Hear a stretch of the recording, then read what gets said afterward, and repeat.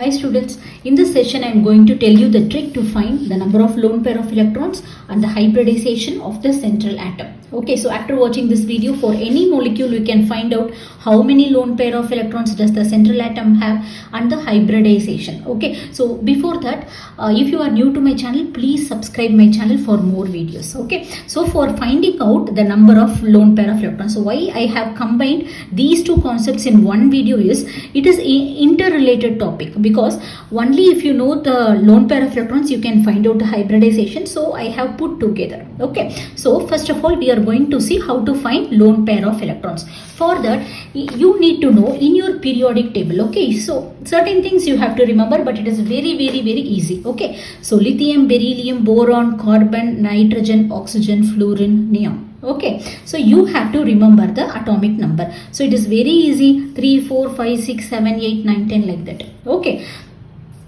so you know how to write the electronic configuration. For atomic number 3, how will you write? 1s2, 2s1. For 4 it is what? 1s2 and 2s2. For 5, 1s2, 2s2 complete. So the fifth electron goes to the p subshell, 2p1. So for 6, 1s2, 2s2, 2p2. So like that it goes, and you know how to write. So what is valence electrons? So in the outermost shell, how many electrons are present? And only these valence electrons will involve in bond formation. Okay, so here for lithium, which is the outermost shell? Okay, so this is 2s1, and how many electrons are present here? Only 1 electron. So valence electrons is 1. For beryllium, 2 electrons are present, and valence electron is 2. And for boron it is 3. And for carbon it is 4, and for nitrogen it is 5, and for oxygen it is 6, 2s2, 2p4, 6 electrons. Okay, so for fluorine it is 7, and for neon it is 8. Okay, so these are the valence electrons. It is very easy, students. 1, 2, 3, 4, 5, 6. Lithium, beryllium, boron, carbon, nitrogen, oxygen, fluorine, neon. Okay, the first member of each and every family. Okay, so valency. So what is the valency? How many bonds it is capable of forming? Okay, so it is also very easy. From lithium, beryllium, boron, carbon, the valency is same as that of the valence electrons. Up to the carbon it is same. Okay, from nitrogen what we have to do is it is 8 minus valence electrons. 8 minus valence electrons. Okay, so this is 8 minus 8. So 8 minus 8 minus 5 is 3, and this is 2, 1, 0. So see, 1, 2, 3, 4. Then after 4, 3, 2, 1, again it is decreases. So what is the meaning of this 0? Because neon is a rare gas. Already its octet is completed, so it will not form any bond. Okay, students, so first of all what we have to remember? We have to remember the valence electrons. Okay, so valence electrons is similar to the group number. Okay, and then the valency. Valency is very simple. So 1, 2, 3, 4 up to carbon it increases, and again from carbon it decreases. 3, 2, 1, 0. Okay, it's easy for you know. So let's get started. So what is the trick we are going to use is to calculate the number of unpaired electrons. It is the valence electron of the central atom minus total number of bonds it has formed. Okay, so while we apply it, it will become very easy. Okay, so don't worry. So this is carbon dioxide. So carbon, mostly the central atom will be the least electronegative atom, and another trick to know the central atom is it will be minimum in numbers. Okay, so it is oxygen. Side atoms will be it will be 3, 4 like that, and central atom can be only 1. Okay, so carbon, so it is 1 oxygen and 1 oxygen. So you know how to put the bonds. Okay, see, for carbon the valency is 4, and for oxygen it is 2. So each oxygen has to form 2 bonds. Okay, because the oxygen has valency 2, and here it is 2. So now see the valency of carbon 1, 2, 3, 4. So the valency of all the atoms must be filled. So here the carbon valency is 4, that is also filled here, 1, 2, 3, 4, and each oxygen atom has 2 valency. 1, 2, and this oxygen atom has 2. Okay, so here let's apply the rule. So what is the trick here? Valence electrons minus total number of bonds formed. So how many bonds has been formed? Totally 4 bonds has been formed. So what is the valence electrons? We are calculating the lone pairs on the central atom. So what is the valence electron of carbon? Carbon is 4. Okay, so it is 4 minus 4, which is equal to 0. So no lone pair electrons. Okay, no lone pair of electrons. Okay, got it? So H2O. So only see, I told you the central atom will be the least electronegative atom. The exception is water. Okay, so here it is oxygen. Okay, so put one hydrogen here, put one hydrogen here. Oxygen valency is what? 2. Okay, you know the valency of hydrogen is 1. So oxygen valency is completed 1, 2. Okay, so here hydrogen, one bond for one hydrogen. Okay, so each has one bond. So now apply the rule. So oxygen has what is the valence electrons? It is 6. So 6 minus what is the total number of bond? 2. So it is 4 electrons. So how many pairs? 4 electrons. 1 pair means 2 electrons. 4 electrons means, so 2 pairs of 2 lone pair of electrons. 2 lone pair of electrons. So got it, students? This will tell you about the number of unpaired electrons. Okay, so after getting the result, you have to find out the pair. Okay, totally 4 unpaired electrons. So if you pair it up, it is 2 lone pair of electrons. Okay, so let's do it very fast. Okay, so it is for sulfur. See, sulfur is the central atom here. So put oxygen here, oxygen here. You know the valency of oxygen, it is 2, and for oxygen it is 2. Okay, so what is the valence electrons of sulfur? You know sulfur belongs to oxygen family. Sulfur belongs to oxygen family. So same valence electrons. Okay, so the number of unpaired electrons is equal to 6. What is the total number of bond? 1, 2, 3, 4. 1, 2, 3, 4. So how many electrons? 2 electrons. So 2 electrons means 1 lone pair. 1 lone pair. Okay, so for this sulfur, so oxygen. So oxygen valency is 2. Okay, oxygen valency is 2. So each oxygen makes 2 bonds. Okay, so valence electron is 6, and how many bonds are there? 6 bonds. So 0 electrons and 0 lone pair of electrons. So phosphorus. So see here, chlorine. What is the valency of chlorine? It is 1. So each chlorine will form one bond. So phosphorus belongs to nitrogen family. So it will have the same valence electrons. Okay, so 5 minus how many bonds? Total number of bonds? 3. So 2 electrons. So 2 electrons means 1 lone pair. So phosphorus has 1 lone pair. Okay, and here sulfur has 1 lone pair.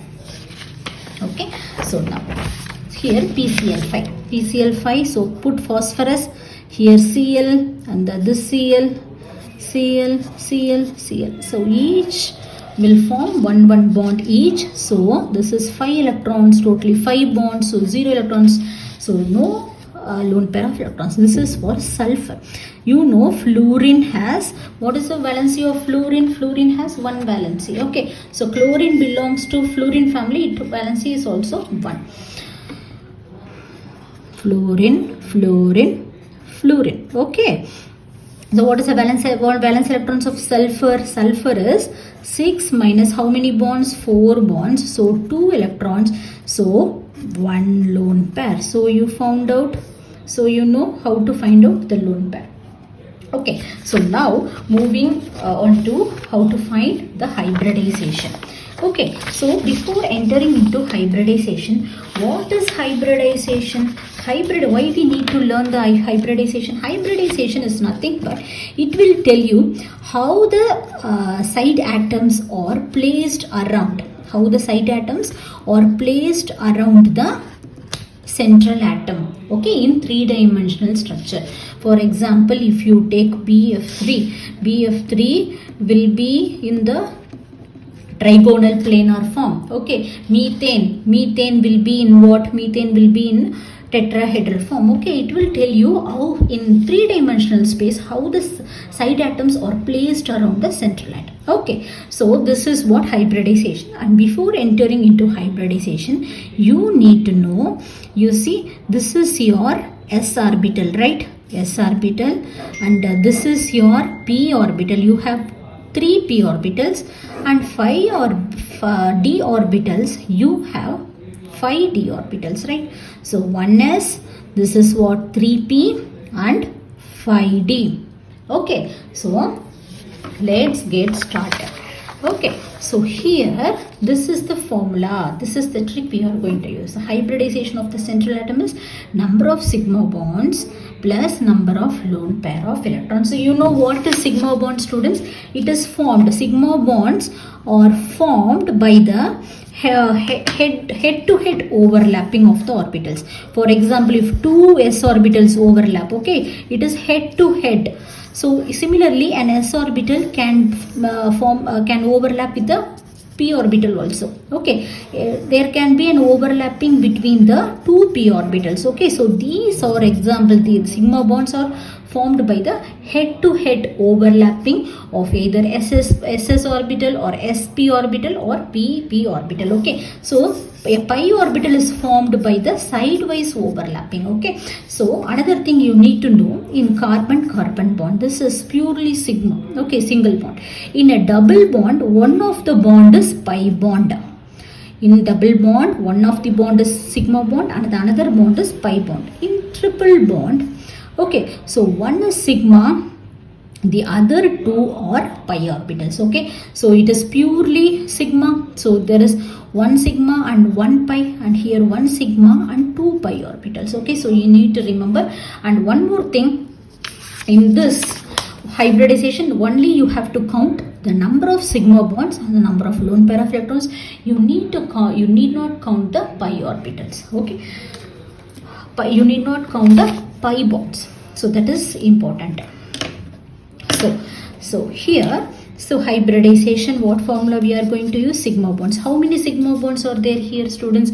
This is a double bond. So one is sigma and another is sigma. Okay, so this one is pi and this one is pi. Okay, so here how many sigma bonds there? 2 sigma bonds. How many lone pairs? Okay, no lone pairs, 0 lone pairs. So 2. So 2 means what we have to do? You have to count from here. You have to count from here. 1, 2. So 1 S and 1 P makes SP. This is what? SP hybridization. The hybridization is SP. Then here, how many sigma bonds are there? There are 1 sigma and 1 sigma. And how many lone pairs? 2 lone pairs are there. There are 2 lone pairs. So do it. So 2 sigma plus 2 lone pair of electrons. So it is 4. So 1s, okay, and 1, 2, 3, 4. Okay, so the hybridization is sp3. Okay, so here how many sigma bonds are there? There are 1 sigma and 1 pi. Okay, so totally 2 sigma. And how many lone pair you found out? There is 1 lone pair you found out. So it is 3.